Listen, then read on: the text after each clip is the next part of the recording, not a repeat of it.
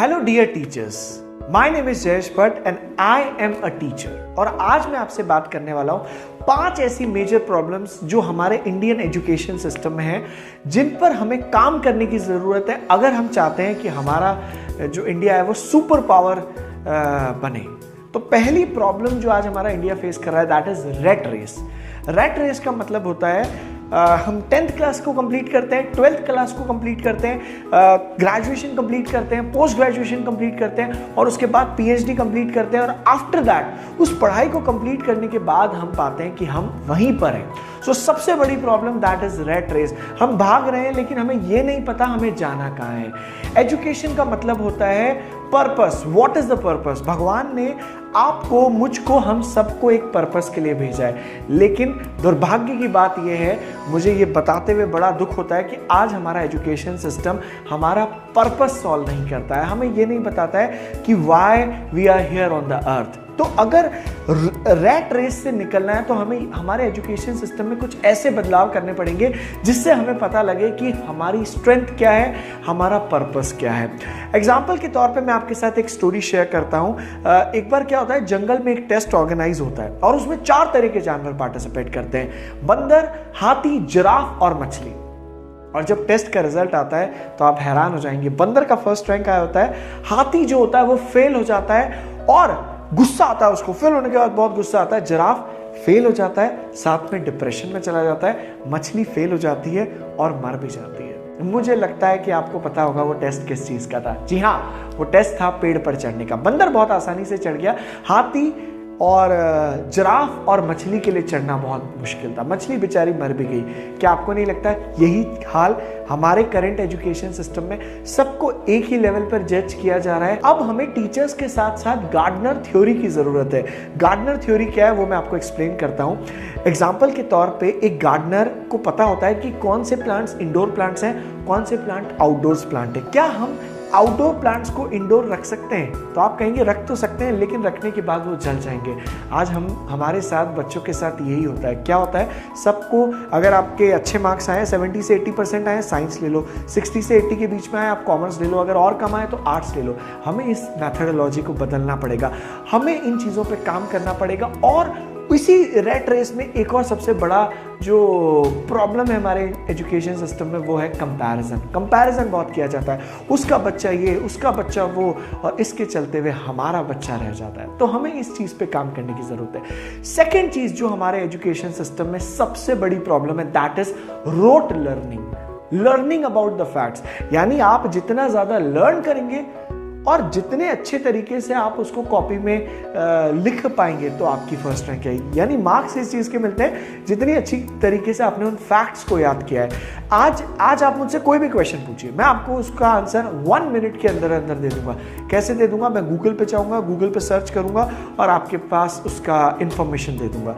तो फिर why we need to learn the facts, इस चीज़ पे हमें काम करने की ज़रूरत है। थर्ड मेजर प्रॉब्लम जो आज हमारे इंडियन एजुकेशन सिस्टम में है दैट इज मिसिंग एजुकेशन।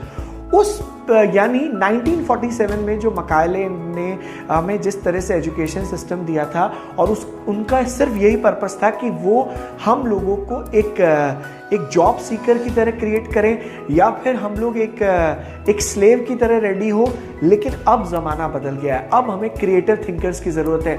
आज आपको भी पता होगा कि आज हमारे एजुकेशन सिस्टम में इतने लूपहोल्स होने के बाद भी वर्ल्ड की जितनी भी बड़ी बड़ी ऑर्गेनाइजेशंस हैं उनको इंडियन ऑपरेट कर रहे हैं, उनको इंडियन रन कर रहे हैं। तो ये एक पॉजिटिव पॉइंट है। अगर सरकार और आप और हम मिलकर कुछ बदलाव करें तो हमारा इंडिया जो है वो बहुत पावरफुल बन सकता है। 140 करोड़ लोग हैं और मैक्सिमम जो लोग हैं वो यूथ है, तो हमें इस चीज़ पे करना पड़ेगा। तो मिसिंग एजुकेशन में क्या है, मनी पर लर्निंग नहीं दिया जाता है, स्टेज फियर पर लर्निंग नहीं दिया जाता। आज लोग ग्रेजुएट्स हैं बट उनको स्टेज पर बोलने में डर लगता है। टैक्स कैसे फाइल करना वो नहीं सिखाया जाता है।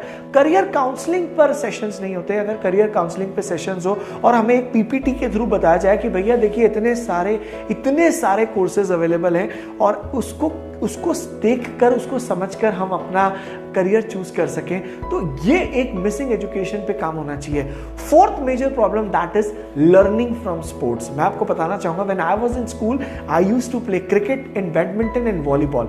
उसकी वजह से मैंने बहुत चीजें सीखी, उसकी वजह से मैंने फेलियर सीखा, उसकी वजह से मैंने रिजेक्शन सीखा और उस वजह से आज मैं अपना ये काम कर पा रहा हूं।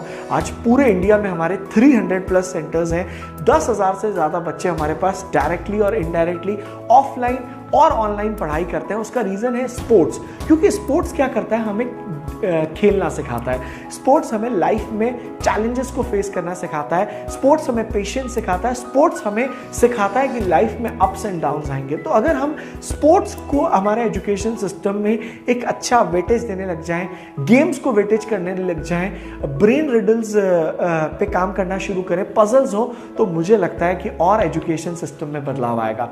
उसके बाद आता है जो सबसे मोस्ट इंपॉर्टेंट पॉइंट है, that is respect for the teachers. Teachers को रिस्पेक्ट नहीं मिलता है हमारे इंडिया में। टीचिंग जो है वो सबसे लास्ट प्रोफेशन माना जाता है। And to be very honest, I am an engineer, I would have worked in multinational company, but I chose teaching as a career. Teacher के बाद मैं हूँ एक बिजनेसमैन, टीचर के बाद मैं हूँ एक स्टॉक इन्वेस्टर, बट अगर मुझसे आप पूछेंगे कि who are you Jayesh Bhatt, तो मैं कहूँगा आई एम अ टीचर। आज हमें टीचर्स की रिस्पेक्ट पर बात करनी है। टीचर्स जो हैं वो सबसे ज़्यादा हमारे भारत में कम उनको पेमेंट मिलता है। जर्मनी और फिनलैंड में सबसे ज़्यादा पेमेंट टीचर्स को मिलता है। आज जितने भी लोग हैं, चाहे वो IAS ऑफिसर हो, IPS ऑफिसर हो, पुलिस हो, डॉक्टर हो, वो सब एक टीचर्स के द्वारा क्रिएट किए। आज मैं भी आपके सामने खड़े होकर बोल पा रहा हूँ इंग्लिश में, हिंदी कॉन्फिडेंस के साथ। वो क्यों बोल पा रहा हूँ? वो टीचर्स की वजह से बोल पा रहा हूँ। ऐसा कुछ करना चाहिए जिससे टीचर्स की रिस्पेक्ट करें। इतना ही कहना चाहूँगा। और मैं अपने टीचर्स की बहुत रिस्पेक्ट करता हूँ, क्योंकि उन्हीं की वजह से आज मैं यहाँ पर हूँ, उन्हीं की वजह से मैं कॉन्फिडेंट हूँ, उन्हीं की वजह से I can speak in Hindi, मैं इंग्लिश में बात कर सकता हूँ, उन्हीं की वजह से सब कुछ है। Thank you all the teachers, happy learning.